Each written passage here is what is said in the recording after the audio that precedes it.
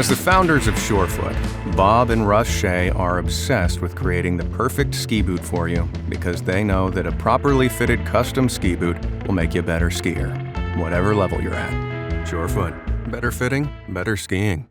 Hello, Freeride fans. Welcome back to the Freeride Guide. Mark Warner here. And I'm Derek Foose.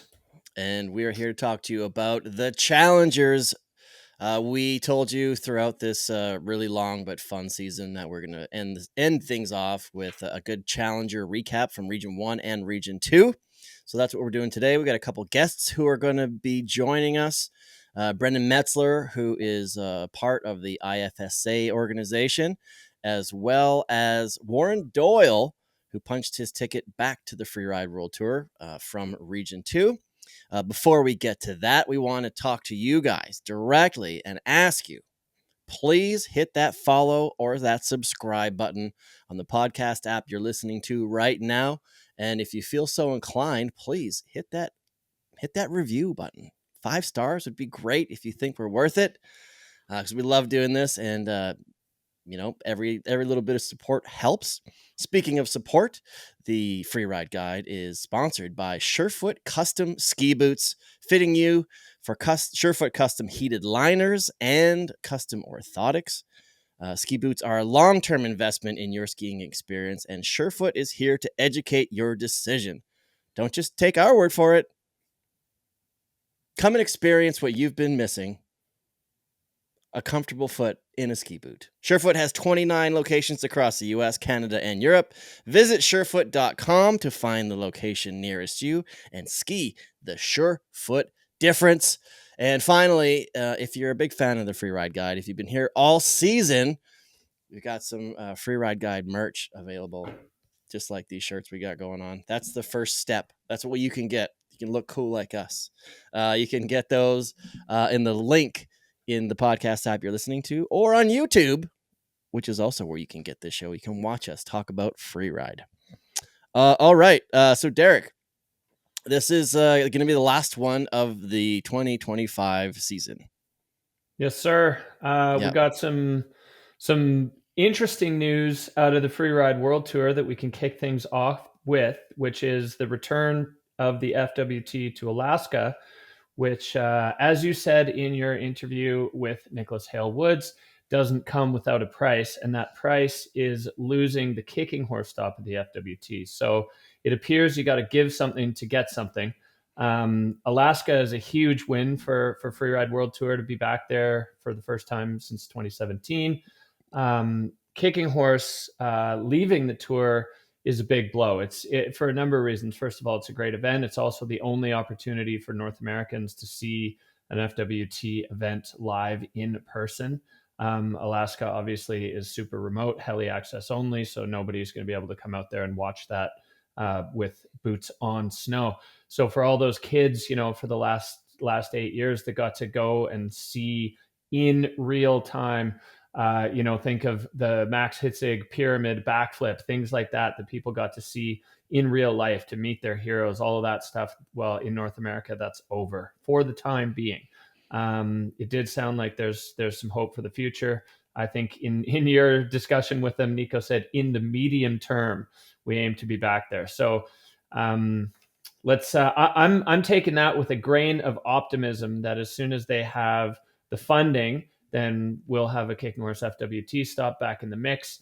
But for now, no. But it was cool to hear that there's going to be other stuff. There's potential for challenger events there. 4 stars for sure. That's been a staple. The Wrangle to Shoot event is an absolute timeless freeride classic at Kicking Horse, and that team does such a great job of executing freeride events. Not to mention, we go there every year for the Junior 3-star. That one is one of the favorites on the tour, minus the sometimes chilly temps, especially from a coach's perspective, where you're just standing on top of the CPR ridge for 5 or 6 hours in the wind. But yeah, no, Kicking Horse will be back in the mix sooner or later. Right on. Hey, looks like we have our first guest has just arrived. Brennan Metzler, welcome to the Freeride Guide. So we were just discussing the FWT's announcement for Alaska, and then the subsequent dropping of Kicking Horse. But as he mentioned, I had a conversation with Nico Hale-Woods, the CEO of the FWT, which I released. By the time this comes out, it'll have been out for a few days, but you can go and listen to that whole conversation right now. And he talks about that the door isn't closed. Came down to a sponsor coming on board, putting in some money, being able to get back to Alaska, which, in my opinion, they've got to be super stoked about, especially after what we just saw with natural selection, kind of keeping up with the Joneses, so to speak. So that's where we're at. Brennan, welcome. Thanks, boys. Thought I was coming into a waiting room, but happy to be speaking with you, catching up live. Yeah, just throwing you right into the fire. So, Brennan, please, for those people listening, tell us who you are and why you're here and what you do. Quite existential. Yeah, Brennan Metzler. I many hats over the years. This year, and I think the reason I'm here today is I was the coordinator of the Challenger Series for the IFSA. I happen to also coach and judge in a lot of the spaces that you guys talk about. And I think most of all, like you two, I'm just a big fan of Freeride and a big supporter of it. So thanks for having me on. Oh, so stoked that you're here. So the two of you, Derek and Brennan, you guys work together closely through, your I guess respective Freeride clubs through the junior tours. So that's great having you guys both here because Derek knows a lot about Freeride, but Brennan, you know a lot about Freeride. So you basically run part of the team that runs the IFSA. Did you get a chance to listen to that interview that I did with Nico at all? I actually just finished that interview. Oh, fantastic. Well done. Really awesome to hear him speaking transparently. Nicholas is nothing if not a businessman. And it was, I really enjoyed the interview because he really pulled back the curtain and just said, hey, this is what we're doing. This is who we are. And yeah, thanks for sharing that out. That From your perspective as someone who works with the IFSA, is there anything that stood out to you that you'd like to either comment on or like something you just said? Like, is there something that you want to kind of add to? Yeah, I think Nicholas covered a lot of it. So plug for you. If you haven't listened to that interview, hop on over. It's a relatively short and easy listen. I think first, we really appreciate, we being the IFSA, the trust to run our series, meaning in North and South America, the way that we can, the way that we see fit. The example being in Challengers, right now there's an asymmetry and between Region 1 and Region 2, and yet to have the support of the tour saying, hey, we know, like, we have the higher altitude venues, we are able to bring the World Tour cut riders back, and they're like, that's great, even though it creates a bit of a challenge in explaining how you can have two different formats worldwide. So I think just really grateful that the World Tour has been trusting of us and our decision in that. And that started last summer when we were speaking about their challenges with some of the weather-based things and the snow-based things that led them to going back to a full series format. So I think I just wanted to reinforce that it's they've really been good about saying, hey, you do what's best for the athletes that you support. Can I ask you specifically? So when they decided, Derek and I have talked about this a lot. My opinion is I love that Challenger following the tour format, but he did explain to me why, because they actually have to be able to hold them in a reliable place with reliable snow. Did they give you the option to do the same format, expand it? Yeah, absolutely.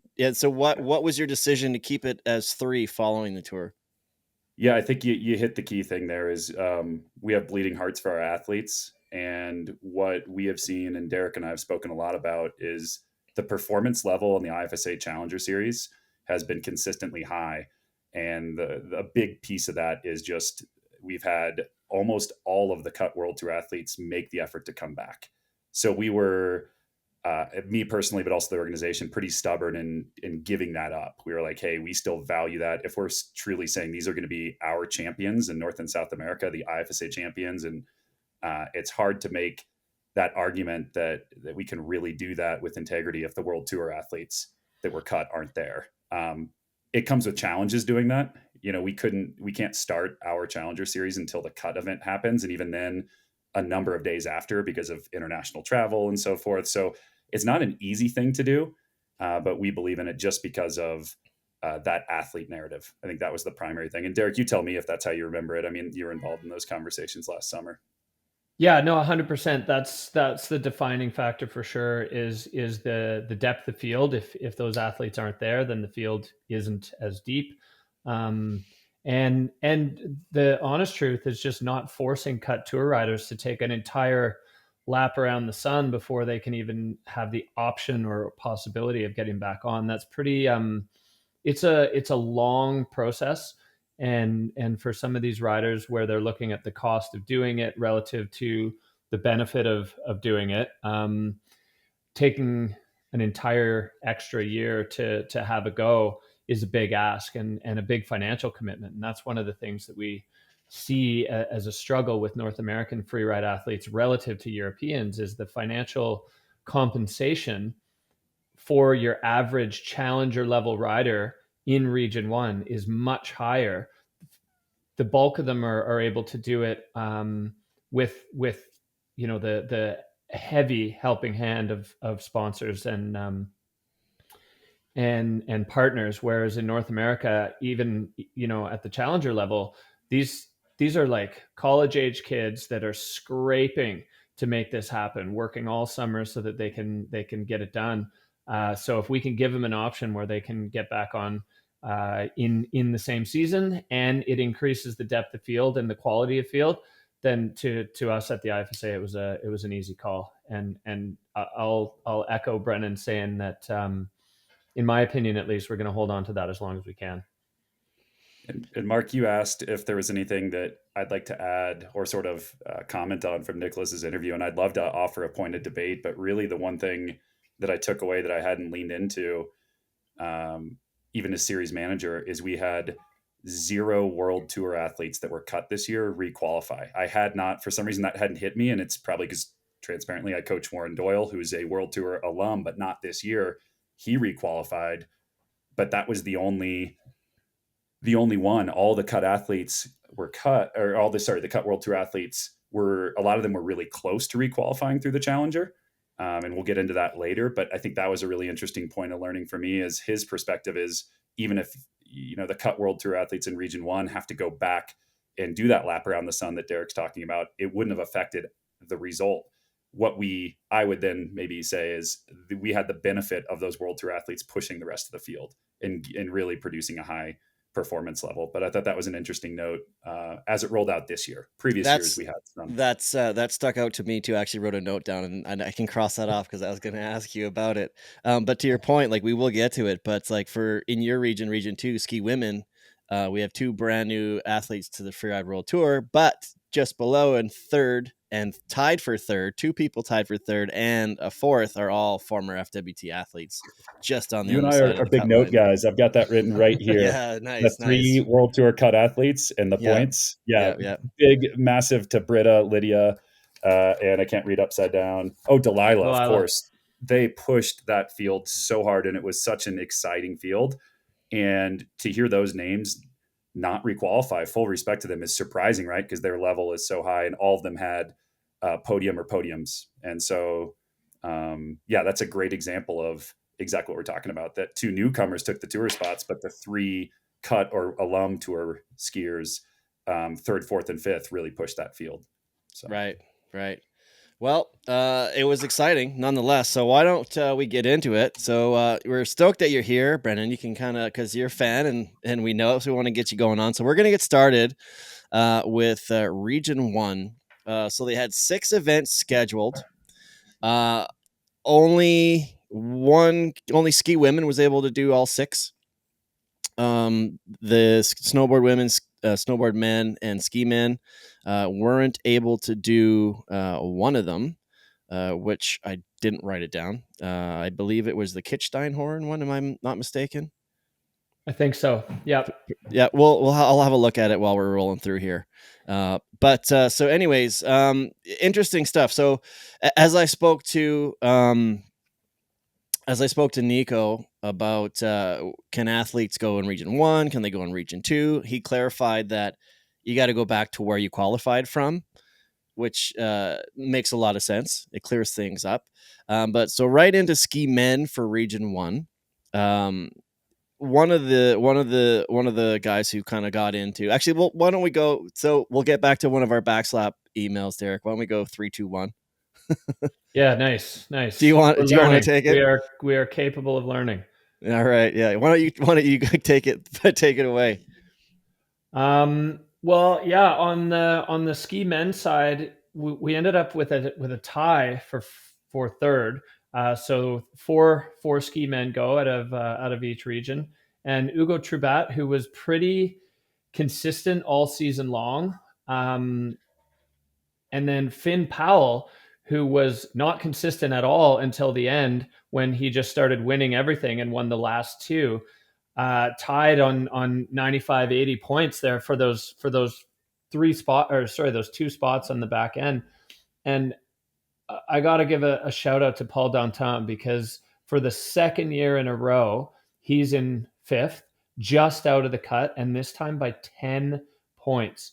You know, like he had a crash early at La Rosière where, you know, a crash score in a judge sport is always a bit of a weird thing to judge and rank, right? Like whose crash was less bad than who else's crash. But that 10 points, you know, if he had crashed a little less or slightly less worse, that might have been the difference. A 13th instead of a 14th, or 12th instead of 13th in that early event. So Paul Danton missing out, but Finn Powell and Hugo Trubat, I'm so stoked for Finn.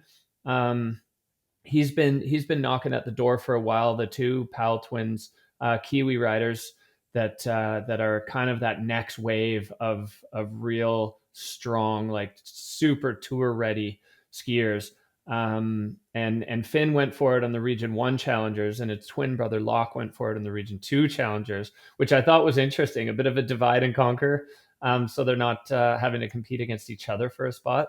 But yeah, Finn, he just really peaked at the right time in the season, winning the last 2 events and locking in. And he pulled a Cody Bramwell. I mean, yeah, it was just exactly. Like, yeah, I'm good. Let's do it. Yeah, let's go. Like, yeah, clutched up at the end. He's the only ski man in Region 1 to actually win an event who made the cut. Whoa. There you go. We're going to have a repeat of that later with Region 2, actually. Yeah, well, it's kind of a theme where quite a few athletes won the last 2 events of the year. It happened multiple times in both regions. So yeah, it's pretty wild. And Finn is familiar to the Whistler Freeride Club, so you know Finn, because he would ride ski with the Freeride Club, and that's one of the questions. That's why I wanted to ask Nico about that, because he had competed in Region 1 before. His brother, as you said, is competing in Region 2. Sorry, he was competing in Region 2 before. Now he's in Region 1. So I was like, hey, what's the rules for being able to jump around? I think as soon as you, I guess, set your intention, you got to go from there. Hey, as a guest, am I allowed to have favorites? Because the Powell family is one of my favorite, like, free ride families. There's a few of them out there. Those boys are just heart and soul free riders. And while Finn made it and Locke had a tough challenger in terms of keeping it on his feet, Locke did get the born cold moment out of one of the A Basin stops. So just want to give love to them. I know either way, they're proud that one of their boys is going to the tour, but so much fun seeing them ski around the world and do their thing, even though the divide and conquer didn't work out fully this year for him.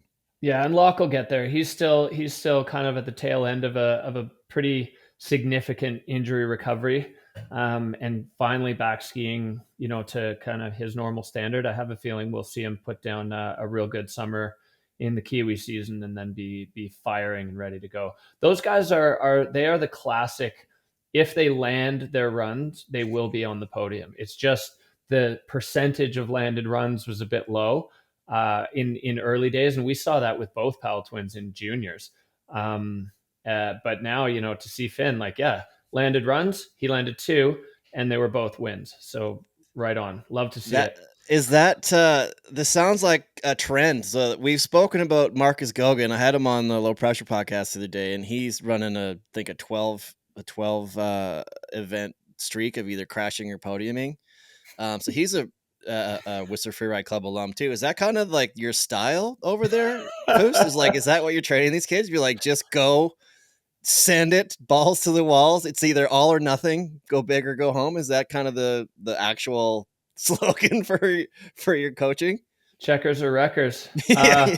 It really isn't, honestly, like as a team philosophy. But there do seem to be a few athletes that regardless of any coaching that they get, that's just how they operate. And I'm really, I struggle to say I'm against it, because it like at a level, as long as people aren't getting hurt and stuff. But that's not something that you can teach, and it's not something that you can teach out of someone. That's inherent in their core, their free ride burning soul.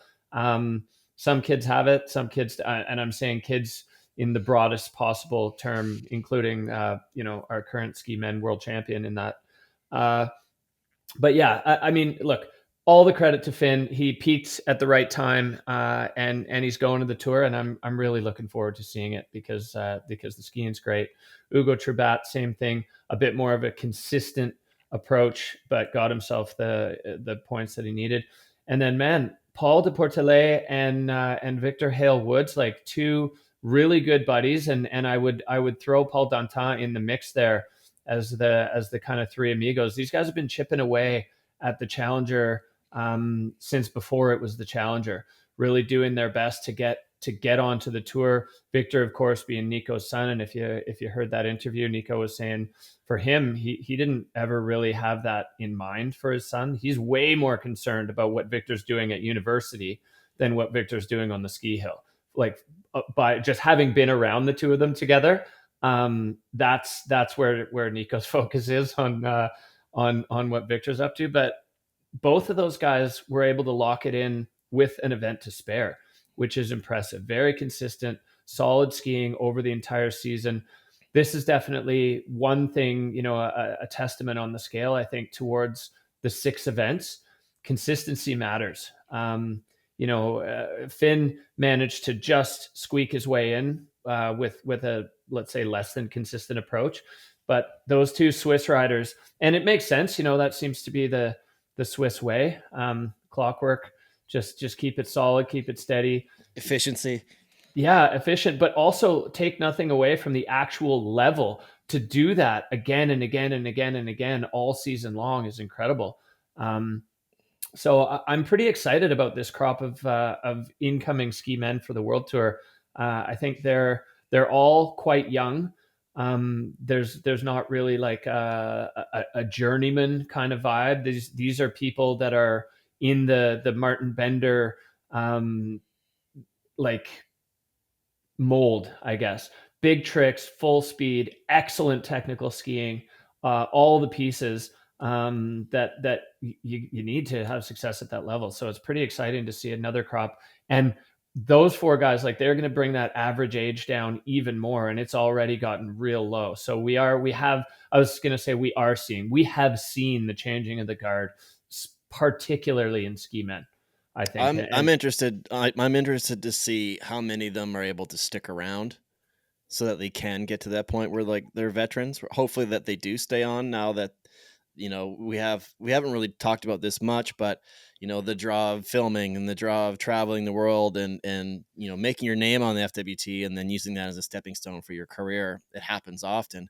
I would like to see a lot of these younger riders kind of re-qualifying for their tour and sticking around, so we get these kind of like names like an A. Paul or a Drew Tabke or a Jackie Passo or Raina Barkrid or Turdell, people that have been on the tour for a while. As fans of the sport, it's so fun to have those veterans, those legends, and they're marketable too, right? Once you've been on for 2 or 3 years, you get name recognition. It's a positive for the tour. So hopefully they stick around. Your interview with Nicholas kind of brought in 2 things on that, which is he spoke openly that for them to expand the series out of 7 events, or with Olympics coming on, he mentioned prize money for athletes. Like, he identified that as a point when investment comes along that they can pass on to the riders. And you got to think, especially for potentially Region 2 riders, where it's harder to make this a career, but also for Region 1 riders, if the Olympics or some sponsor combination or business allows for more prize money, maybe we see greater retention and a little less of this being sort of a launch pad to other things in a professional pursuit, whether that's filming or natural selection or whatever it might be. Yeah. Awesome. Right on. So that's ski men for Region 1. Foose, you want to run through ski women? Yeah. Zoe Del Zoppo, met her a couple of years ago at Junior World. She's super young, maybe 20. It was the Junior World champion, and just a continuing story of these kids that are succeeding at Junior World champs are just like leapfrogging onto the tour basically right away. The sport pyramid is working. These young athletes they have incredible skill. They are strong, and they're also competition savvy, like veteran competition savvy by the time they're 19 years old. So they get into these challenger groups or these challenger events, and it's like all the same people that they grew up doing junior freeride with. So it doesn't feel uncomfortable, and they're able to just hop right in. So yeah, super strong winter from Zoe. And then Lou Barin, it was tight-ish as we went through with Mila de la Rue, which you'll all know, a pretty famous freeride name. Uncle is the current world champion. Her dad is basically the GOAT of freeride snowboarding, along with probably, I'd say, 2 other people in that category that really step in with Jeremy Jones and Travis Rice. But how do you say that last name, Derek? De la Rue. Yeah. Still working on that. Well, when you've been called out on live TV multiple times and had a song made about it, it tends to stick. Anyway, so Mila was close, and I'm confident that she will be in one of the next couple of FWT classes. She's real strong. She won the Nanda Backcountry Freestyle Open. Was the first woman to do double backflip in competition. And when we look back to attempted, right? I think it was attempted. I think Astrid landed the first one. Well, Mila and Astrid did them, and that was insane. That was back in January. And then, fast forward a couple months and go to the Sugar Bowl event that Xander Gouldman put on, and you've got a couple of juniors in Hannah Baldwin. Thank you. Yeah. Jess Otter, who was our wild card out of Utah. I can't believe I'm forgetting her. There were, I think, 3 or 4 double backflips. It was like mandatory in ski women. It was insane. Yeah. Indy Boyer, like everybody was doing dubs in the ski women's field. This is a serious paradigm shift in ski women. This group skiing right now, in general, like Max Palm threw the first attempted double backflip 3 years ago. Yeah, exactly. And the women are looking at that, and it's no different than the juniors looking at the tour riders, and they're going, all right, well, if they're doing it, we're doing it too. Let's go. And all it takes is a couple of people to kind of crack the shell, and that shell is cracked right now. Like we saw Manon try it in Verbier last year, and this year, like 5 or 6 young ski women doing dubs in competition. Now they're off jumps, but I would be extremely surprised if we don't see multiple dubs go down on the tour and both challengers on the ski women's side next year. Extremely surprised. I think it's just becoming normal now, which is, that's how sport progresses. And to see these young women just like throwing the sport on their backs and being like, let's go. This is what's happening now. I love it. I think it's so cool. And as somebody who works with young kids, seeing the impact that it's having on the young juniors is it can't be overstated. It's so deep. These young girls are looking up, and I think it's wild because girls like Indy Boyer, they're teenagers, they're still juniors, but they don't even know that they're already heroes to the U15 girls, the same way, as like Astrid and Justine Dufour-Lapointe are to them. Like the steps are actually much closer, I think, than everybody understands. But it's just so cool to see. So Zoe and Lou are off to the tour, and I think are going to make a big impact, like, or at least have the potential to. Obviously, you get to the tour, and every single person in the field was the absolute standout rock star prodigy of where they came from. So to make a splash in that field, well, it's not easy, but it's certainly not impossible. And knowing that like Hannah and Indy and Mila and all those girls are coming, all those women that are on the tour now, they're looking over their shoulder for sure, because the future is bright. Yeah. So let's see. Like Lou Brennan had 5 podiums out of 6 events. And so sick. And Zoe had 4 podiums out of 5 events. She missed the first stop, so she just was like, I don't even need to do one of these. Pretty impressive, both from France. Moving on to snowboard men in Region 1. We've got Caesar. We got how do you say that? Sasha Baliko. Yeah, Baliko. Let me ask you this: do you go and I guess if you don't already know them for announcing, do you go and ask them, hey, how do you pronounce this? Just to make sure you don't. Yeah, for sure. Yeah, there's no just winging it on name pronunciation. That's like probably the most important thing we can do is say their name right. Yeah, fair enough. So this one was, I think, a little bit more clear as well. Sasha Baliko with 11,455 points. He got a first and a 2/3. And then in first place, Cesar Brennan with 11,950. It had 2 firsts and 1 second, so they kind of just reverted from each other. I think they kind of just set themselves up. Did you follow? Because you're a snowboarder, Brennan. It's nice to have a snowboard. Derek and I are both skiers. It's a very ski focused show, but it's nice to have your opinion on this sort of thing. What was your opinion on these 2 riders? I appreciate it. I love talking skiing with you guys, and also you cover snowboarding real well. I think, when I'm hearing their results, because I only caught 2 of the 5 live streams, or 4, I forget how many they got off the ground. It's not necessarily about what I saw performance wise. It's someone that gets 3 top 2s. That might suggest to me, like, when they get to the tour and they're swinging where everyone's at that level, not just the upper little bit of the field, they're going to have potentially a stronger chance than someone that might have, I forget how we're pronouncing our name of our second snowboarder that qualified out. But my question will be, how do they level up? If you come through with a single win and, a 3rd or a 4th, how does that compare when you're in the start gate and Victor drops ahead of you, or Cody drops ahead of you? Like, everyone is hungry on the tour. Everyone's the big dog.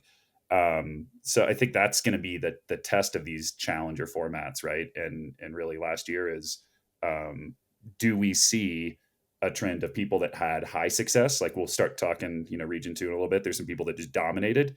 It'll be interesting to see the transition there to the tour, and does it correlate? That's, because what I caught in the highlights, you're seeing backflips and 3s and high speed riding, and what I might consider like standard modern snowboard free ride. If you got a 3 and a flip and you ride fast, you're generally pretty good. And it seems like they're at that level, but maybe that's suggesting something, that we're waiting for that next level to be turned up in the snowboard fields on tour, if that's, kind of what we're seeing across the board. Right. And we haven't mentioned yet, I'm sure a lot of people know, for those of you who are just tuning in, ski men in each region get 4 qualified to the tour. For ski women, there are 2. For snowboard men, there are 2. And for snowboard women, there's only 1. And then there's kind of a floater, which they actually just announced. I think that they need to make it 2 for each. I don't know why they haven't done it. Do you have any input on that? Moving on to snowboard women? Yeah, I think Derek is wonderful at these hard questions. I'll speak as transparently as I can. Well, I talked to Derek all season, and we want to hear a different point of view. He's probably tired of answering the same dang question from me all the time. Just like yourselves, I spend a lot of time talking to officials in Europe, whether it be Lolo or Berti or Nicholas or Alice or all the people that support this thing.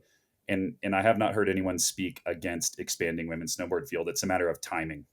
And the priority is, as we expand, how do we do that within the constraints of venues, overall field sizes, performance? I think we're going to see, with world champs coming on and with the potential Olympic onboarding, which we're awaiting, here in this next 8 or 9 months an official decision on that. I think we're going to see by regulation having more females represented in snowboarding, but also in all categories. You'll see more equivalency at certain events, maybe not at the tour. So I think we're going to get there. Yes, as a snowboarder, I will tell you that independent of gender, smaller field sizes produce more variable outcomes. They produce a slower progression rate. So whatever we can do to build numbers at any of the elite events, from 4-stars, challengers, junior worlds, the tour, it's a win for the category, because more people in the start gate means everyone rides harder. So yeah, women's snowboard is the smallest field. And when you have 7, that's not as good as someday when we have 8 or 9 or 10. And that'll be exciting when we get there.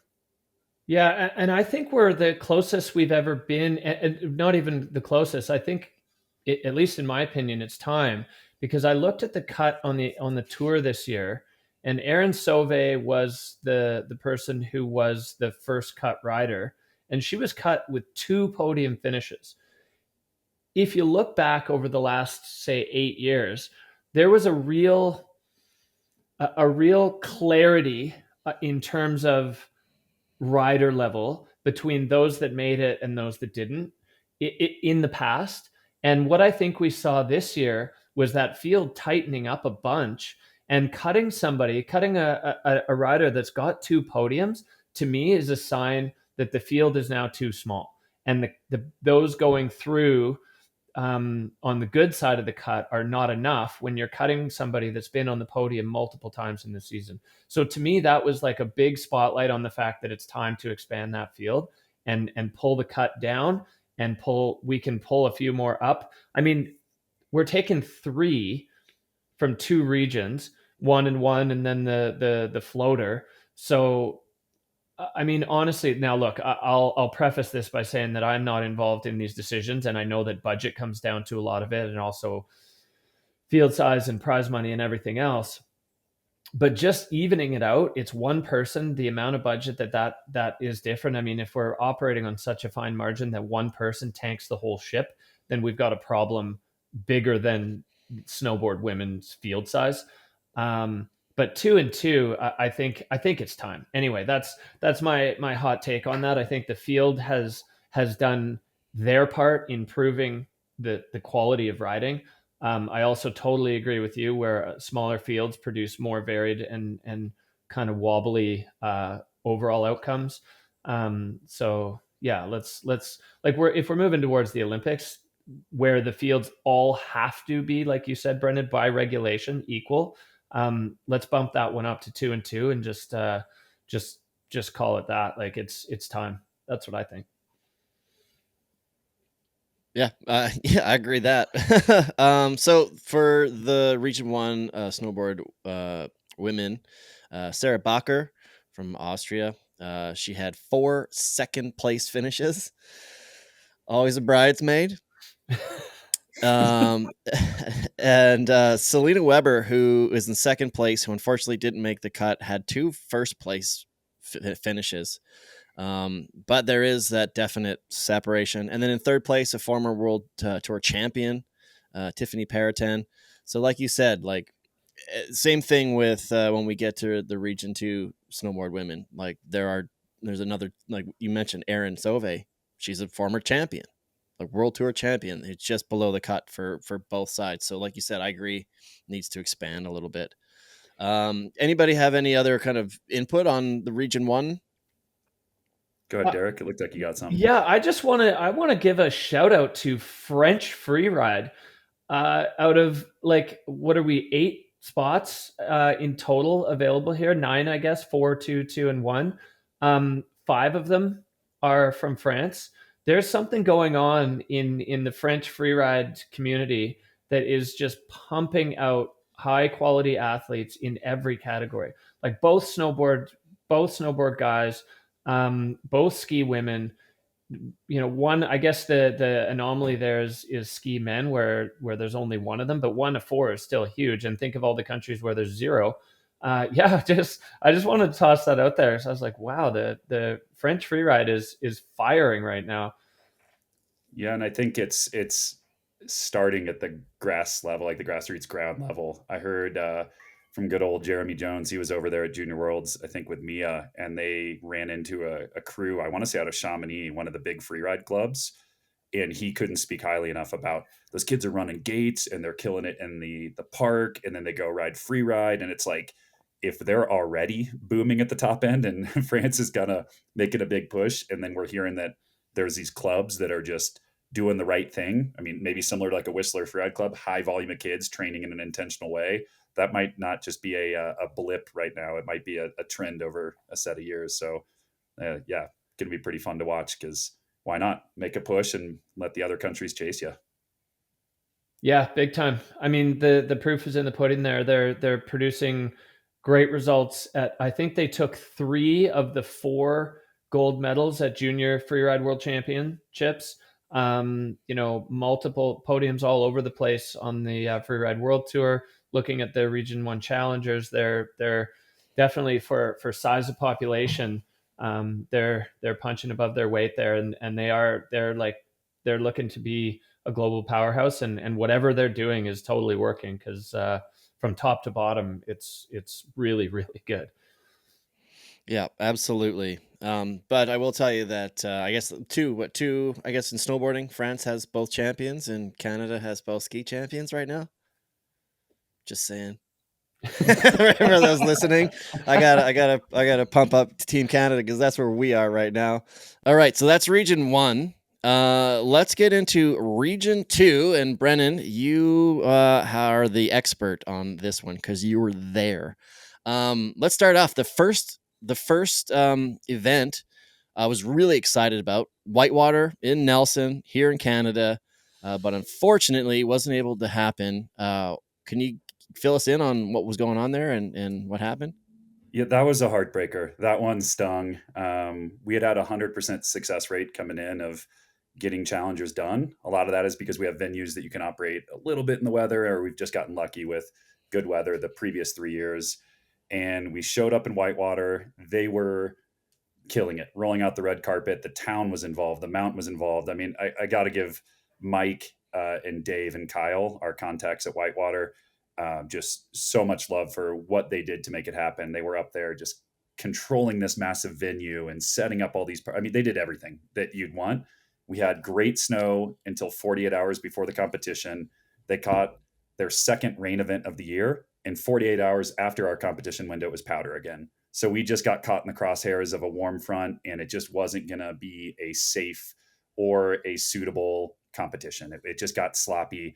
We did everything we could. I'm so proud of all the teams involved. The athletes were up there hiking in the rain to the venue twice, just because we were trying to do everything we could. We were trying to explore any option, alternative venues, you name it. And despite all of our best intentions and all the awesome prep work, it was an easy decision. It was just a really hard one. We pulled the plug.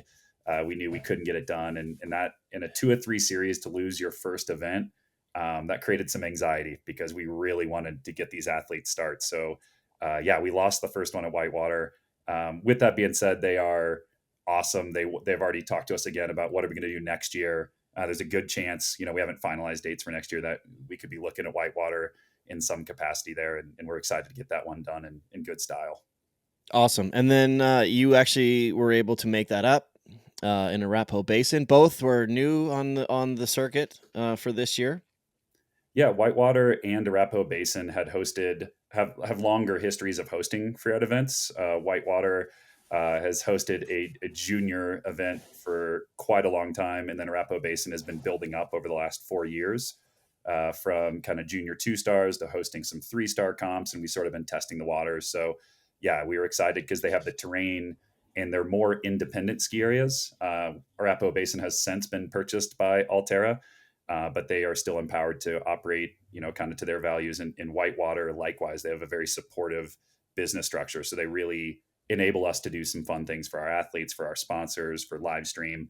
In a lot of ways, there's just a lot less red tape when you go to those areas that have a little less kind of infrastructure or oversight. So yeah, we lost the one at Whitewater. And Arapahoe Basin, it was one phone call to their mountain manager saying, hey, we're in a tight spot. And they extended our weather window, and they said, it's all the same to us. You have 5 days of that terrain being closed, which is their premier terrain at their premier time of year.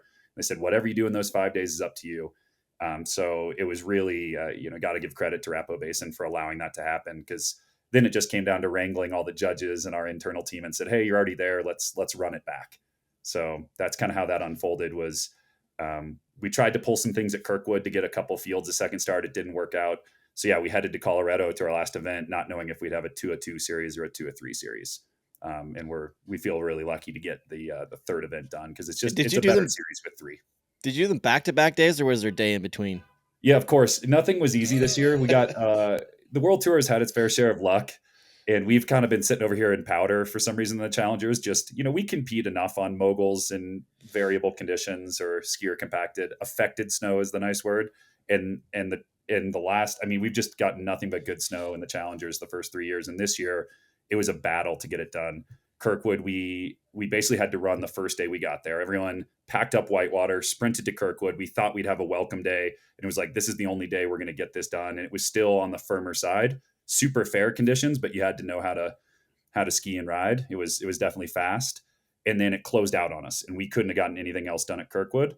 So then 2 weeks later, we arrive at Arapahoe Basin with a big old weather window, and it's mixed weather. It's turbulent this time of year. The weather changes, and we ended up running back to back first 2 days of the weather window, which was not ideal because everyone was exhausted from sprinting from California, traveling. We had people coming in from AK, from film projects, and it's like, compete today, compete tomorrow, and that's your dream shot. But at the end of the day, it was about getting the starts done, and we had to make that call. Those are long days too, like just for the support staff and the announcers and the riders. Like, you're up and about and doing things for like 12, 13 hours. Like, it's a long day outside, right? We had 30 plus staff at Arapahoe Basin. That's live stream and production. We had 3 different starts. So that's 3 starters. You have multiple teams of patrol. You have spotting judges, announcers, live and live stream. It was just, so for 30 people, and you're right, most of their days started pre-dawn and went till after dark. And to run it back 2 in a row, you had a lot of tired eyes at the end of that second day, athletes included. They were champs about it too. Well, you pulled it off, and it looked great. Definitely stepped up the game this year with incremental improvements every year with every little bit. So well done for the adaptability. Foose, you want to run us through kind of the categories here? Well, yeah, let's start with ski women, because this one was exciting and pretty down to the wire. Winter McBride skied great at Kirkwood, really well, and was right in the mix. I think she was second coming into Kirkwood. Britta was in first because she had the win there. And then 2 wins in a row at A Basin. Also, a special shout out to Winter, because she is on the admin team at IFSA. So not only, this is the epitome of walking the walk, right? Like, you're working for this organization, you're grinding away. If you've ever sent an email to support at IFSA, it's Winter on the other end of that. She is literally keeping the organization afloat and operating. And then also just happens to be the best female free rider in North America in Region 2 in the Challenger Series, and is punched her ticket to the tour. Her runs were future free ride, especially on ski women. Big threes off cliffs, like not just little wind lip 360s, but bold, committing moves. The skiing was awesome, and in challenging conditions. You called it fast, Brennan. I think that was diplomatic. A nice diplomatic way of saying it. If you didn't know how to stand on a ski and a snowboard edge, you could see it. I watched the live stream for all 3 of these events, and technique was one of the hallmarks of the people that did well. You had to have it in these firm conditions, and Winter threw down. So huge props to her. And then that second spot, this was like wide open right to the end. And it kind of felt, we watched it, and it's one of the interesting parts of watching IFSA live streams versus FWT, both tour and challenger live streams. We don't have live judging. So you think you kind of maybe know what happened, but obviously without any sense of results. And when you see a bunch of good runs, like if you see somebody that's a real standout or somebody that has a crash, you're like, okay, well, those ones are going to be worlds apart. But with Britta, with Lydia, with Delilah, like all really solid runs, Winter, to me, at least at the A Basin one, I was like, oh, well, that's the winner. But I'm not sitting there with numbers and doing category, points and everything. So it's hard to exactly know what's going on. And I do remember, because I was texting with our Whistler Freeride Club coaches group chat, like, oh, did you see that one? This was great. And I was like, oh, that Argentinian girl had a banging run, like super fast, really good on the skis. I was like, that could be up there. And so that's huge. Agostina getting that spot, what that means for South American freeride cannot be overstated. They are, I think we're in for an entire winter of Argentinian flags at the finish areas of tour events. Agostina has just overnight become like a national hero, at least in the freeride community. And that freeride community is growing fast and it may not be big, but it is very passionate. And the Chileans are going to get behind Agostina as well, because she's part of their community. And then, man, like 3650 for Agostina in points. Britta and Lydia tied on 3600. And then Delilah at 3,400. It was so close. And Brennan, you said it before, and I think hit the nail on the head.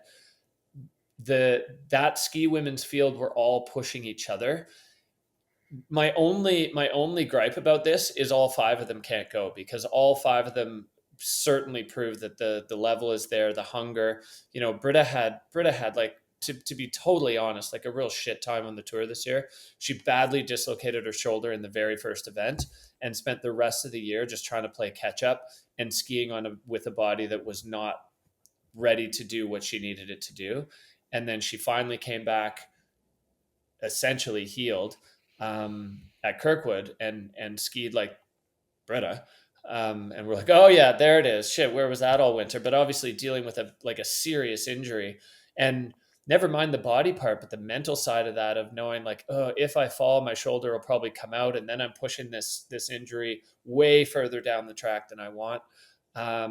So, heartbreak and glory for ski women. Those three FWT alum that almost made it were so strong all the time. Love watching Lydia ski. She's last year in the Challengers pioneering kind of, again, what we talked about in the ski women on the tour this year, huge flips. But at the tour, at least for the most part, they're doing it into at least semi-okay snow.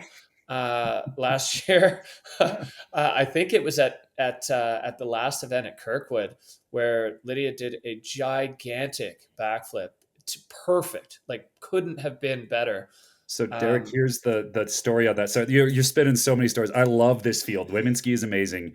Yeah. The story I just read in the Vail newspaper, where Agostina coaches. So Agostina lives in Argentina and San Martin de los Andes, but then she has been coaching for Vail's Freeride Club. The article there, she dropped behind Lydia last year at the Crested Butte Challenger. It was the kickoff challenger. It was Agostina's first challenger, and Lydia went in and did a 30-foot backflip. And Agostina was in the start gate, like, what am I doing here? Like, why am I here? She came in third in that event last year. She came in third in that event, and you could see it ratcheting up, chasing the other girls, knowing what she had to do. She did one of the huge airs at Kirkwood, this infamous air, I think it's called Jaws, where you could tell she was a little timid coming down, but then had the move. So Agostina was kind of ramping up, building that foundation of freeride that allows your brain to know you can go. And this year came back and then goes to the tour. So it was like that whole chasing thing, whether the tour athletes remake or requalify, having that critical mass of skiers pushing. There's the proof right there. Agostina saw the level, chased the level, achieved success. So exciting to see. And I will say, Mark, one of the coolest moments, maybe the one that's going to stand out in my brain the longest, is at the final awards ceremony. We're sitting there. Of course, it's snowing at A Basin after we compete on basically ice. It's snowing, it's awards, and we announce Agostina. And the 10 or 11 Freeride Sudamerica athletes, coaches, advisors, people that were there just dove on each other and were cheering and flags being and it meant so much to that community. Like, all of these athletes mean a lot, but when it's a smaller community, an emerging community, I just got goosebumps thinking about it. Like, they are going to celebrate every one of their athletes. So such a cool result. And it'll be exciting to see what Augustina does, because she's someone that's still turning it up. She's got the race background, she's got the technique, and yet she's still pushing, as is Winter. To be honest, Winter is just emerging, and you never know how that goes on the tour with, more pressure, visual inspection, different snow, but those two are strong skiers. So they're going to represent Region 2 really well. So with regards to Winter, is there a job opening now at IFSA? Because she's not going to be around anymore. I was like, maybe you should have judged her a little harder so you don't have to go through a job search.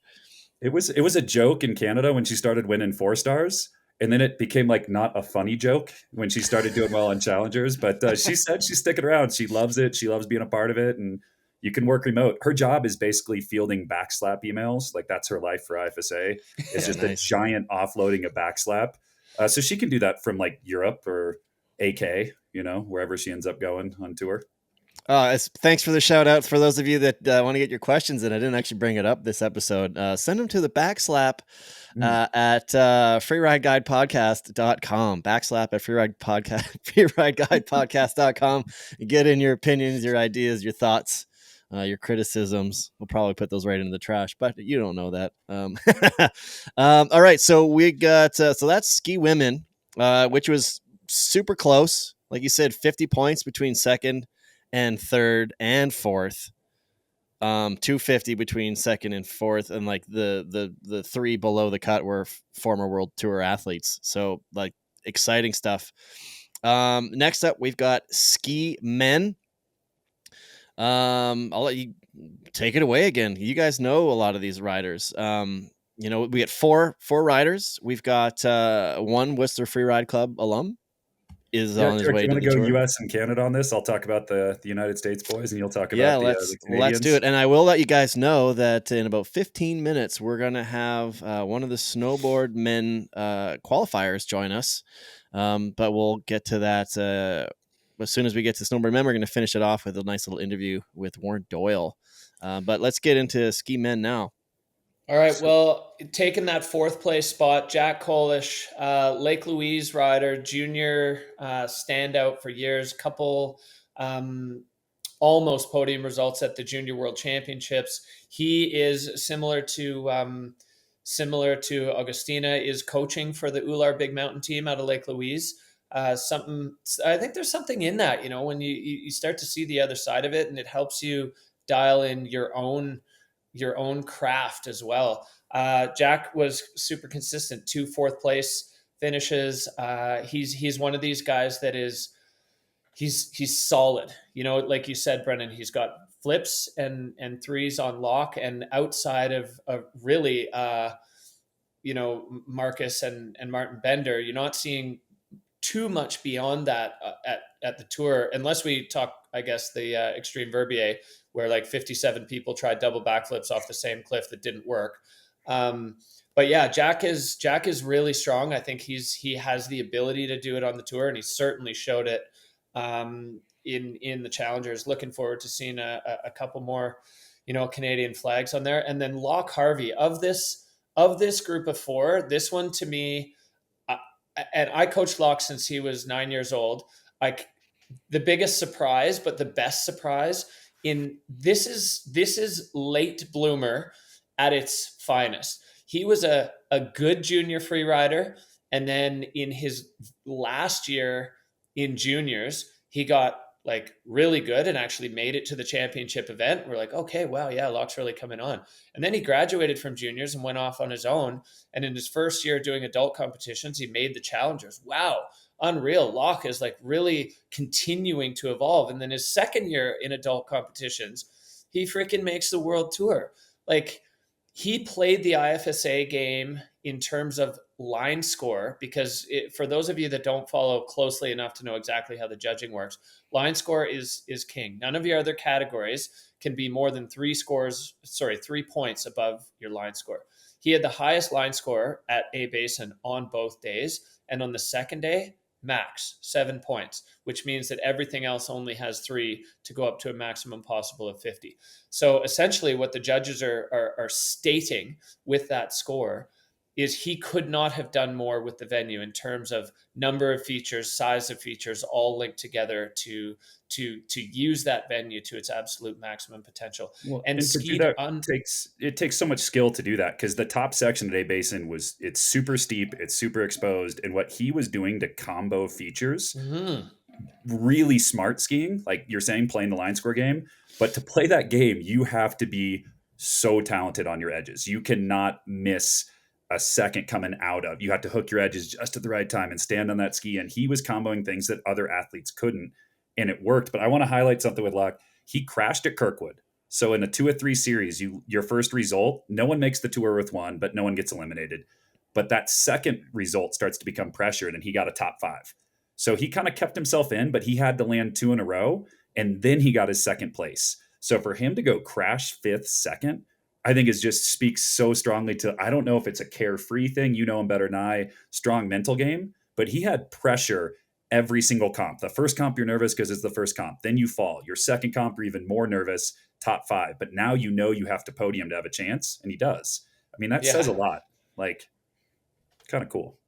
Yeah. It's like mental fortitude, resilience, a little bit of like, I never even thought this was in play. As much as he did say at the start, he's like, hey, this is my goal. This is what I want to do. And Locke is sending line photos and stuff to all the Whistler Freeride Club coaches. Like, we're still super close with these kids. He's like, no, I want to go. I want to make it.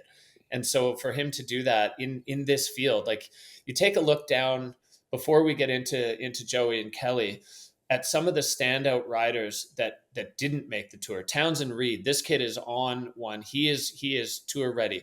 Both, I mean, Leif Gascoigne, I thought he was going. It came down to a crash in the last event. Kane Gascoigne didn't even get to compete because he broke his ankle before the Challenger started, but he had already won a couple 4-stars. Like, there are so many athletes in that Challenger field that when you watch them in an isolated single run, you're like, oh, that could be top 5 of the tour on any given day. And so, like you said, Brennan, for Locke to do that in this field, when the pressure was on, unbelievable. So yeah, he's going to the tour. And I really, I can't wait to see how it's going to go for him. Cause if he skis like that, he could be right in the mix. He's not going to be Marcus and Hitzig, but nobody on the tour is either. So that's not a realistic comparison for any other human person. But that one step below those two guys in that mix, there's every chance that Locke can hang with that group, and Jack too. So diving a little bit deeper, Joey and then Kelly Halecki. Well, we're in for a treat there. Yeah, tell us about them. Yeah, so Joey was a name that people knew from his junior career, and real talented Junior Worlds kid, correct, Derek? He was over with you. Colorado skier, give love over to Vail for helping develop him. Went out to the University of Utah, got into school, basically started just skiing when he could. Double major. He's graduating, I think, this week. And this year he got wild carded into a 2-star and won it, which earned him a spot at a 3-star at Copper Mountain. He beat Kelly Halecki and a Cherny brother, and like world tour level runs are being thrown down in the backside of Copper, which is a 3-star venue. I mean, 4 big tricks and hard skiing. And so Joey wins a 2-star, wins a 3-star.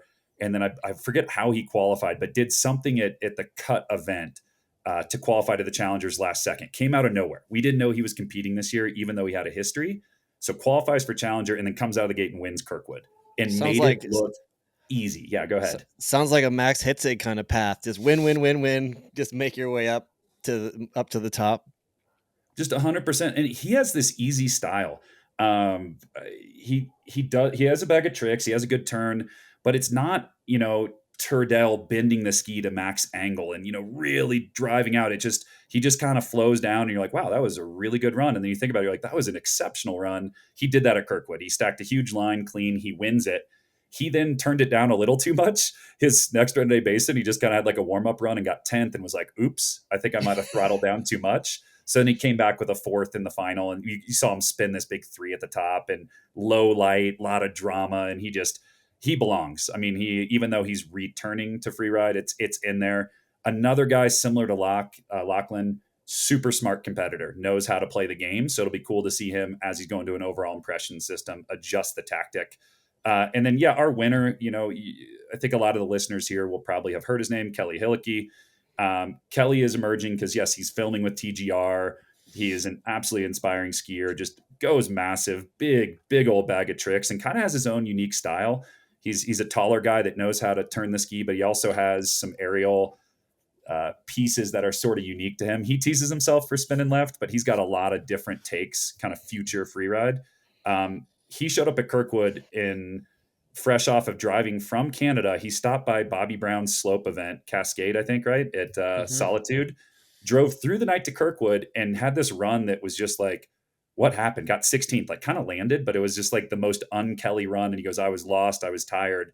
So he fell. He basically had a fall or a throwaway. He didn't fall. He had a throwaway. Came to A Basin knowing that the pressure was on and just went win-win and skied this unbelievable tech up top, straight into tricks. I mean, tricked his whole way down the venue. I think one of the days he had 5 inverts. The other day it was like an invert or 3 inverts in a spin. I mean, it's just insane. So he's going to be a showstopper. Not that any of the ski men aren't, but he has that extra gear. So we're talking Hitzik Gogan. I'd throw Kelly in there. Whether or not it happens immediate, he's young. He's going to go through a learning curve on tour, but he's at that level of really pushing the sport. And then, like Derek said, we could talk about this field all day, but a lot of podiums had 2 crashes. A lot of the third place, even second place for Townsend at Kirkwood. He then had a couple throwaways as well. So Minsky does Minsky things. And yet, if you look at that field, they're all young. I think Joey's the oldest at maybe 23 because he's graduating 5th year with 2 22. degrees. 22. There you go. 22 is the veteran in that Yeah. field. Kelly's 19, and then sounds like Lachlan's 20 and Jack's 20. Lachlan's 19, Jack is 20, and Kelly's 19. This is ridiculous. It's insane. It's these runs we're talking about, which we call them tour ready runs, just unbelievable skiing, and they haven't even fully matured yet into their final form skier. Like, it's just crazy. Yeah, that average age, Derek, I don't even know where they're going to hold the party in AK. They're going to have to find where everyone can drink is half the field. Yeah, right. Everybody's under 21. Get out the ciders, the non-alcoholic ciders to spray at the award ceremonies. Yeah, well, so that's ski men. Kelly won the last 2 events, like you said. Joey won the first. Locke got a 2nd place, but then Jack in 4th didn't even hit the podium. 2 4th places gets him through. So yeah, congrats to them. And the gap between 4 and 5 really wasn't all that close. So they've all been like, yep, we belong here. All right, let's throw the Argentinian shout out then. Dante Inaka, what a performance to get 5th. I think he had a 6th and a 7th, which in this field, I mean, a top 6, top 7, insane when you have 30 skiers on the line. He's going to be at World Champs that got announced today. He will be the Argentinian represented. It's the highest seeded Argentinian male skier, and he was only 1 spot from going to the tour anyway, so earned. He's a program director down in Cerro Bayo. He runs events. He's such a fan of the sport. He looks up to like Marcus Eder and like the Candide style. He's got this fun style, and he's also every year turning it up. He came up to challengers mid-pack, and then this year just was there. Big airs, big tricks. So Dante is going to also be representing Argentina. Foose, maybe we'll have to get some funding and go down to a South American freeride event this summer.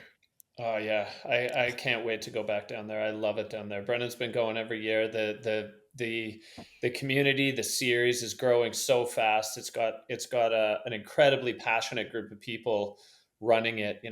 On both the Argentinian and Chilean side, and we're starting to see the results popping up at the top. Obviously, an Argentine on the tour, Dante in 5th. Like it's coming.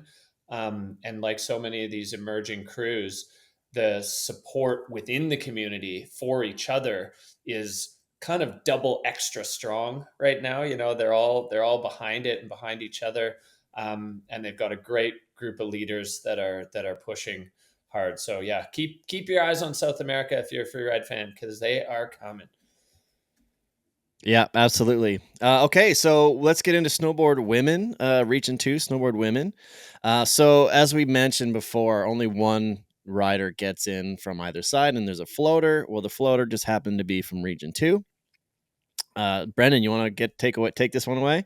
I'm loving that we're calling it the floater. That's great. Yeah, Mia Jones got the nod, and she earned it. While she got outperformed in Challenger by a slim margin, like Natalie Allport, absolute second, first, got the guaranteed spot.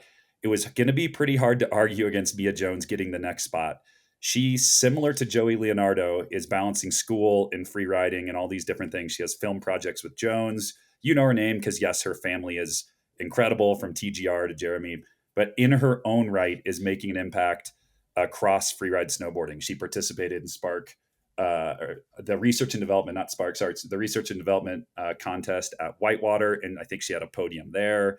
And she came out and won a 2-star, won a 3-star, won a 4-star in South America, had enough points to get to Challenger, won Kirkwood. And then what I watched when I watched her runs at A Basin is the only reason she wasn't, second or first, because she got a third and a fourth, was she almost did too much. She was on such a hot streak and just feature, and she had little control issues at the bottom.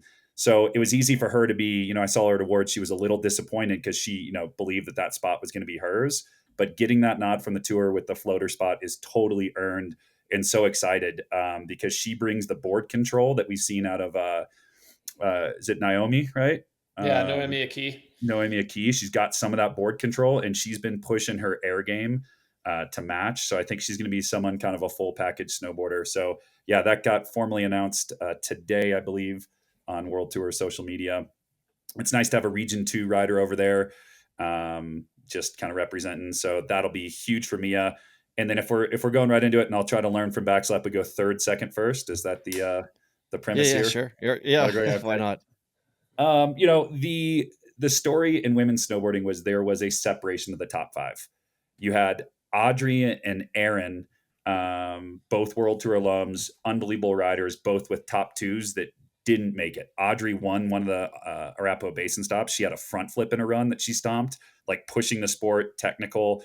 Aaron, I got to give your heart goes out to Erin because she had a tough year. She was just kind of battling some fear and just didn't quite have the swagger she had on tour to win it last year. And in the last competition of the season for women's snowboarding, she took second, and it was an inspiring run. She took a line that only Ralph Backstrom had hit.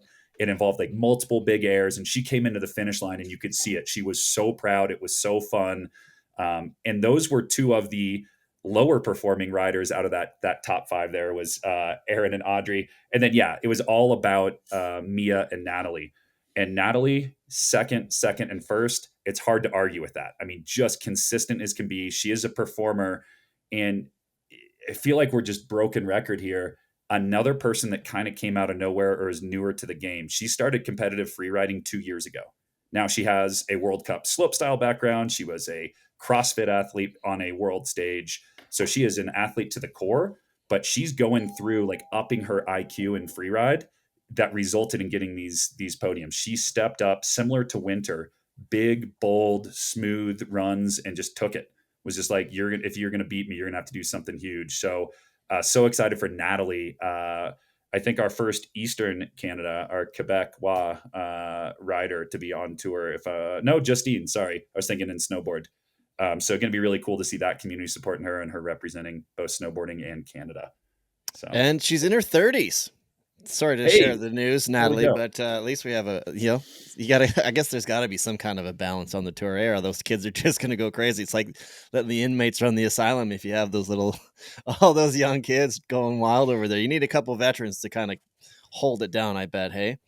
So that's Natalie Allport and Mia Jones. Mia Jones is the floater, the extra, the third snowboard women rider who is on her way to the tour. And now we're going to move into Region 2 snowboard men, and we are going to welcome in Warren Doyle. He's going to pop in here in just a moment.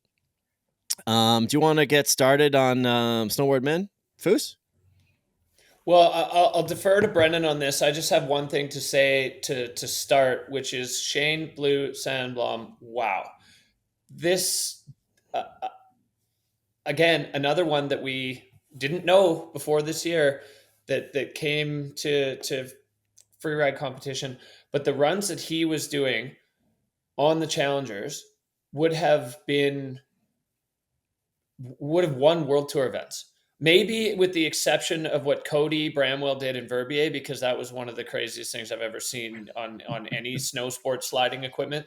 But Shane, like from out of nowhere to like, oh, he could win the Tour next year. Like he could be taking it to Victor. We'll see. Brennan, you know more. This was definitely an outside perspective, and we'll see how he rides in powder and in the backcountry without being on slope. But holy, like that was truly inspiring. 2 wins and then effectively a victory lap at the last one. It was domination. It was Shane's game, his world. We were just living in it. No one touched him. When he landed, he won by a lot. Not like eking out wins. In the qualifiers too. So to sorry to interrupt you, but in the qualifiers, go for it. So out of 1, 2, 3, 4, 5, 6, 7 events, he finished first in 4 of them, second in another, and then had 2 throwaways, a 13th and a 9th. So it's kind of like that looks like it's almost like that Marcus Goguen scenario where it's like you're either checkers or wreckers, he's either on the podium or he's off the podium. So that's really exciting to kind of see him come in and, next year and instantly, create kind of some tension between the other riders who are like, oh, who's this dude? Shane's going to push it. And a conversation that almost came up earlier that you guys were touching on is like consistency versus exclamation points, or like checkers and wreckers crashing versus podium. Shane is going to be a podium threat at every comp. And the way the World Tour is structured and the points, it rewards you for doing it. And it's also just in his nature. He's someone that looks at the mountain and tries to find the exciting thing to do. And so I think, yes, there's going to be the question of visual inspection and reading snow, but this guy just qualified out and dominated on a variety of variable snow surfaces and was tricking and going big. He read the entire rule book for IFSA this year, which I don't think Derek and I have done. And we wrote the rule book. So like this guy, he's a life of the party, inspiring snowboarder, and he's a student of the sport. So while his mileage is low in Freeride, his mileage as a snowboarder and a competitor and a student of the sport is not. So it's going to be the Shane show for sure. He's a humble guy. It's going to be fun to watch him just kind of bring the stoke there in the style. And yeah, add another snowboarder to that upper end of the field that's really going to hopefully push the whole thing forward. Yeah, absolutely. And then we have in second place, Warren Doyle. He's joining us shortly. I think he's just downloading Chrome. So he'll be joining us. Appropriate. So here, 2 totally different tales for the guys that qualified to the Tour. Shane went out and was pushing the envelope, pushing himself. Doyle did what he needed to do. He got 2 seconds. He made it look easy. He rides strong and fast and clean. And in the IFSA system, it's really hard to beat Warren because of that. He rides faster than anyone else in the venue every comp. And he generally has 0 hairs out of place. Like he's just calm. It's low heart rate riding. And he's got some pretty good legs. The question is for Warren, and I'm trying to buy some time so he can get on and speak to this. He played the game he needed to play for his goal, which was getting back on tour. He has tricks in there, and we know that to be successful on tour, you have to be throwing tricks.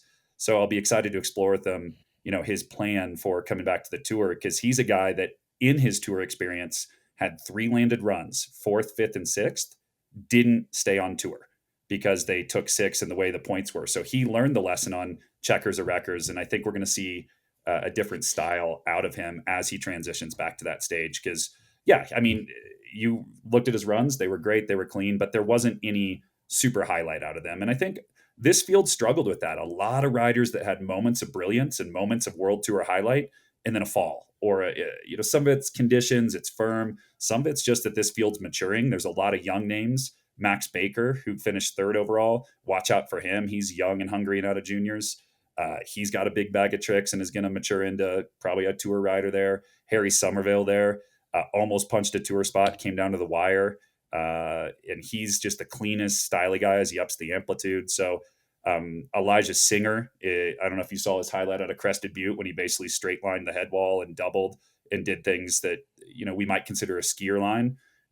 It's consistency for this field. So the story is Shane dominated, Doyle goes back, but really this field's turning it up, and I'm excited with just a little bit more time.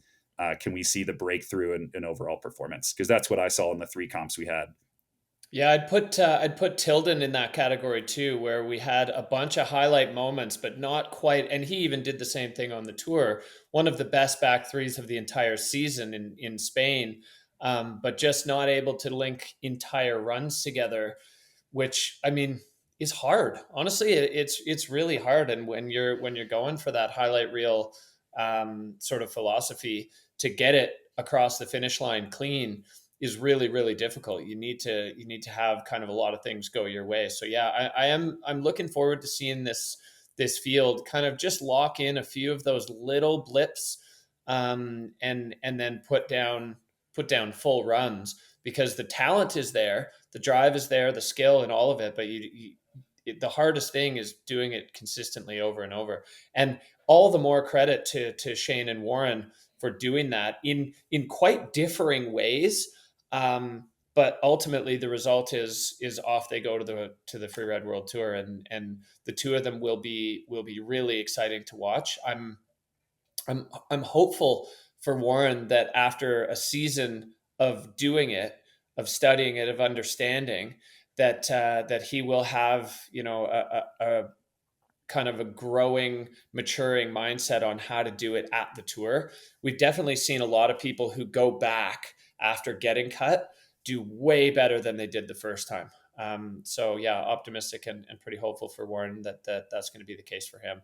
I mean, what does the tour love? The tour loves tricks and the tour loves speed. Doyle's got speed covered. I mean, that's why he did as well as he did. Like kicking horse, he had like a big air up top and basically like just hauled ass to the finish. He almost laughed. He's like, I think I only did 1 air in my kicking horse run. It's like, yeah, but you rode terrible conditions faster than anyone. So they love that. But yeah, it's the question of, does he have that gear within the freestyle realm, or really just showing his true amplitude? Because I think we're going to see a different mindset. And I think that's just a great question for a lot of these riders, is how are they going to play the game on the tour? Next year, the format, you're going to 3 of 4 before the cut because they're cutting before AK. So does that change the mentality from this year, 3 of 5? How do they all play it? And I think when we're looking at the result of the Challenger, we have a wide spectrum of athletes. We talked about everything from people filming with TGR to people that were working for the IFSA and are now pro skiers. And all of them can go out there and podium, and all of them can go out there and crash. And really, it's going to be fun to watch how they navigate it, how they grow, how they handle that roller coaster that you two always talk about, Right on. Well, let's get Warren in here. We'll ask him ourselves.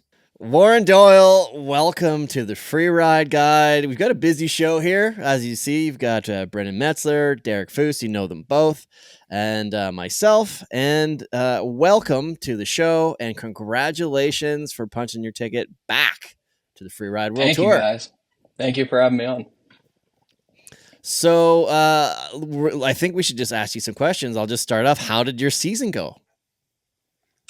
The season was extremely fun, and obviously the main goal was achieved, so very, very pleased. But yeah, it was a ton of fun. Followed the qualifying circuit a little bit before the Challenger started. Spent a ton of time up in Canada, which was very fun. Had some very good training out there. Went down to Snowboard for the event that they hold down there. Is always very fun. And then followed the Challenger circuit that had some bumps in the road, but had a very good time and ended up taking the second spot. So obviously no complaints there. Hey, Doyle, we had some fun in Canada. Yeah, we got to jump off things. We had stable snow. But can you share your first hockey experience with the crew, Canadian hockey experience?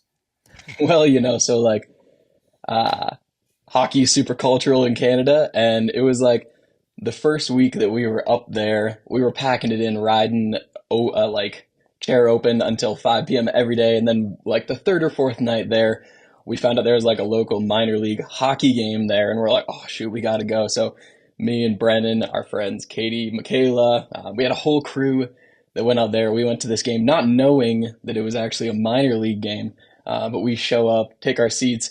It's like a huge thing. The room is packed. Everyone's like drinking adult beverages, and we're like, wow, this is crazy. What's going on here? And we find out it's like a high school game, and like people in the audience are like heckling all the players. Like it's getting aggressive. We're like, holy cow. When we figure out these kids are like 17, we're like, wow, they take their sports seriously up here. But yeah, we had a pretty good time. doing that whole thing. The good old Rogers Pass rivalry. Revelstoke took on Golden, and the town came out.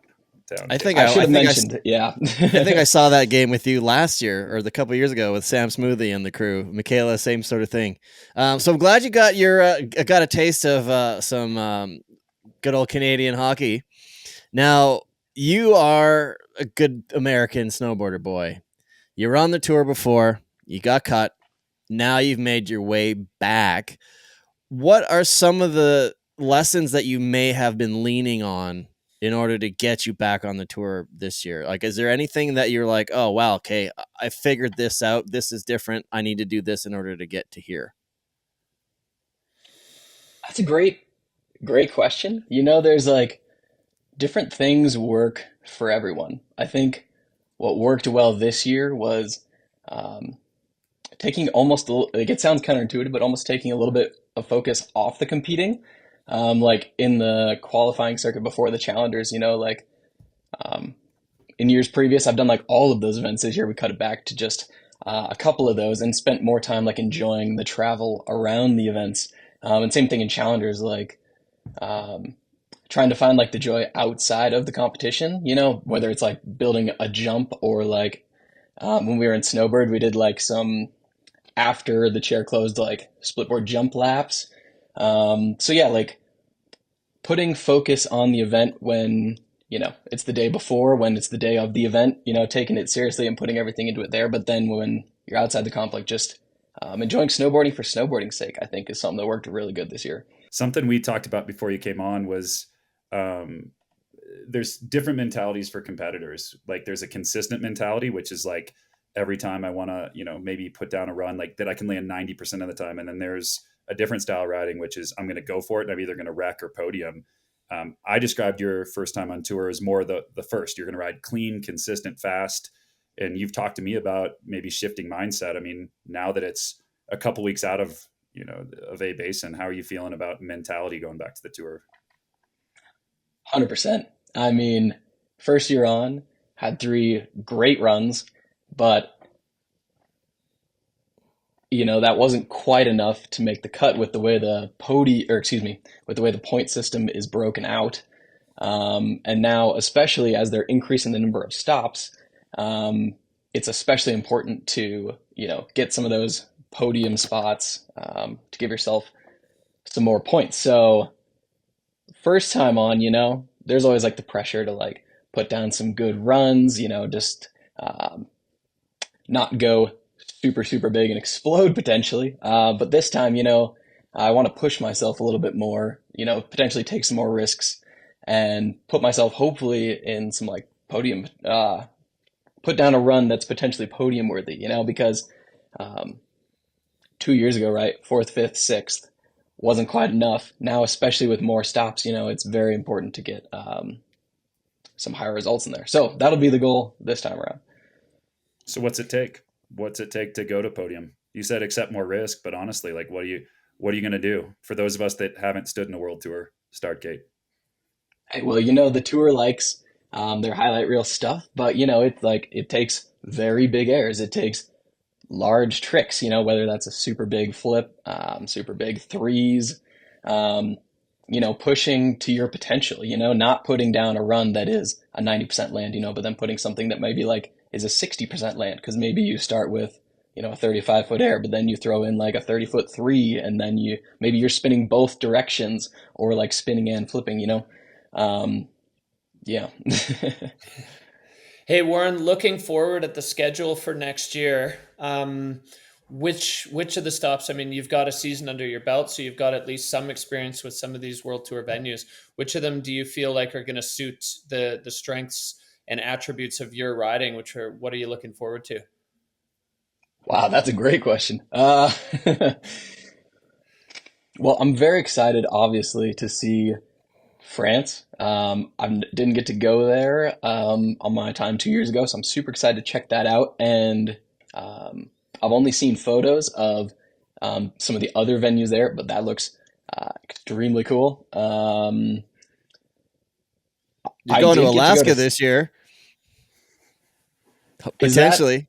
Maybe Oh yeah, having Alaska on the table is extremely, extremely exciting. If I was able to make the cut and make it to Alaska, that would just be like a dream fulfilled. So we'll see what happens there. Can I ask you this? Yeah. I should ask this to a bunch of the other athletes too, is making Alaska as big or bigger a draw as just making the cut? Because I bet you, like, yeah, the cut's cool, but I also get to go to Alaska. Like, what's the bigger carrot? I don't know. That's a good question. I don't know. Maybe the answer differs for everyone. For me, I mean, yeah, getting to go to Alaska is a dream, but also making the cut, getting to compete on the back potentially from the top, is also a dream. So I don't know. It's a pretty big prize if you are able to make the cut this year. So Warren, you're off to the tour with Shane, and he had a pretty solid season for sure on the Challengers and even in the qualifiers before that. Maybe run us through, because a lot of us that have been following Freeride for a while don't really know Shane. He was new to a lot of us that that we're watching this year. So he's going to be your rookie buddy, although you're returning as a not so rookie. But yeah, what do you think of your tour compatriot for the incoming season?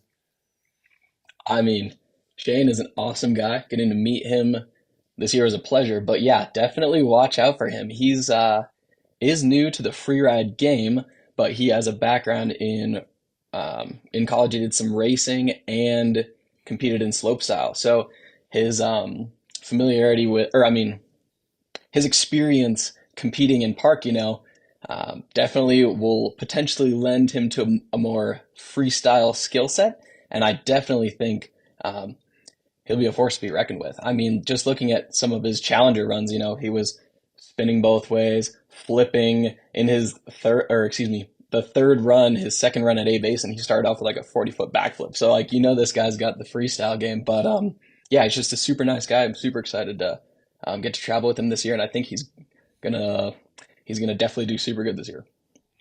You just described his riding. How would you describe your riding? Right, you're going into your second round at the Freeride World Tour.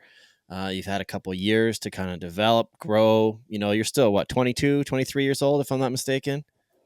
24, but yeah. Right. So you're just entering your prime. You've probably gained a lot of strength, a lot of patience, a lot of knowledge. So heading into this season, how would you describe your riding and what we should be looking for? I think some skill sets for myself.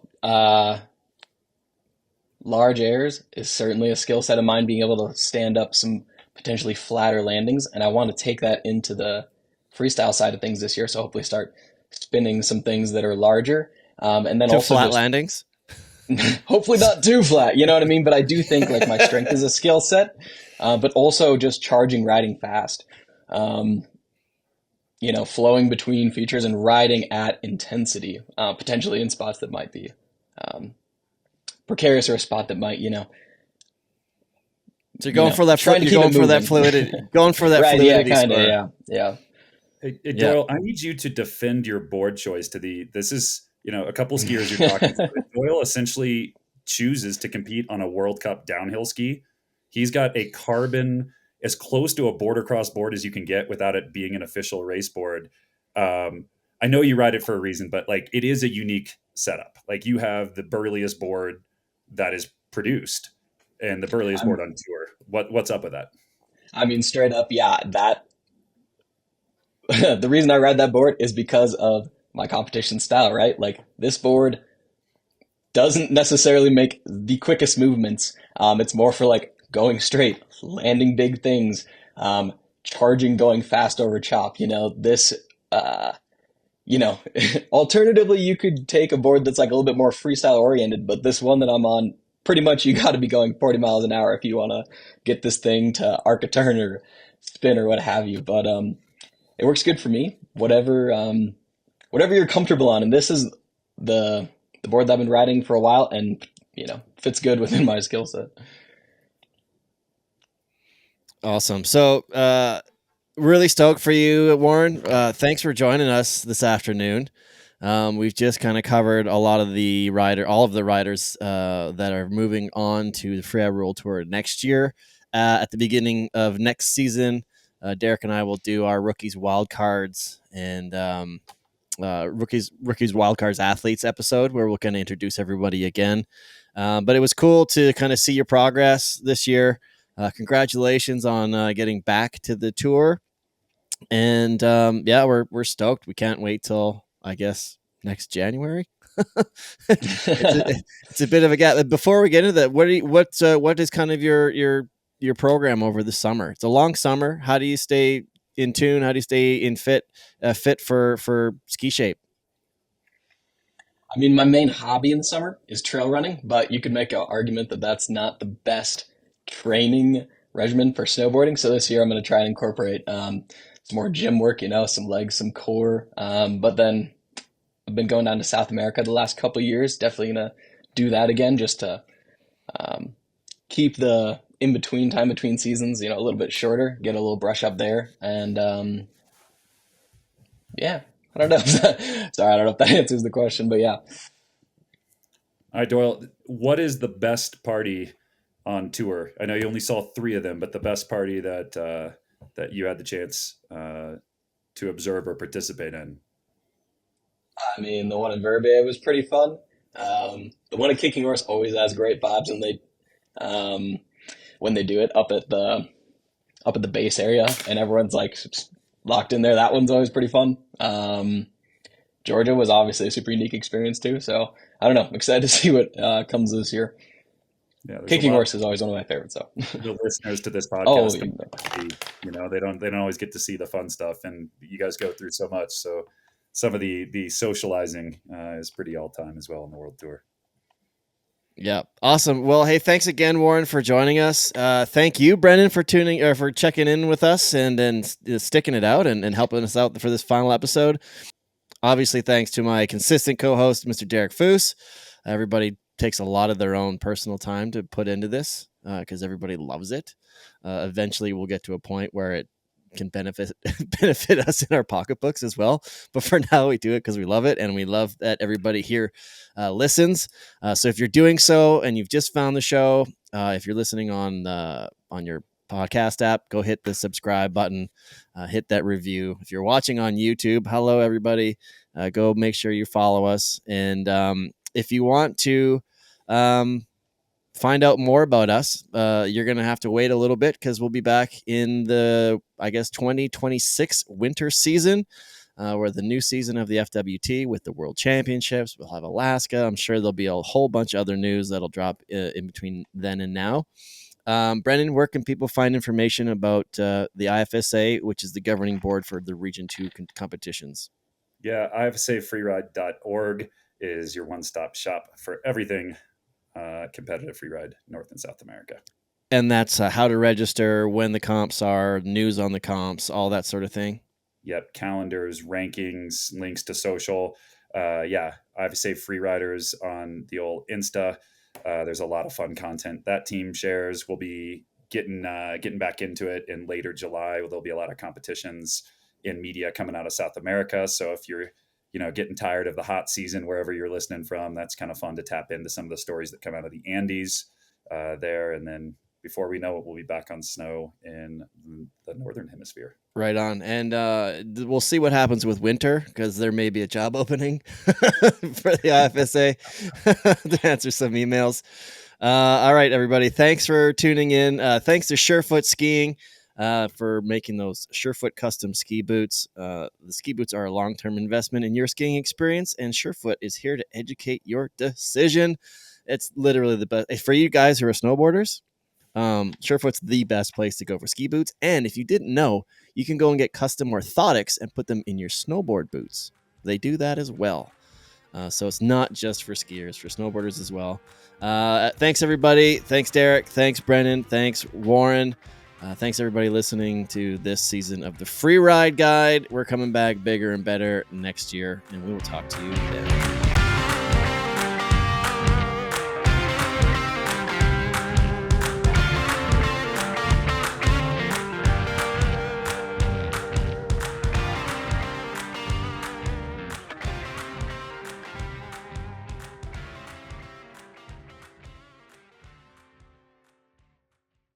This has been a Redmark Media production.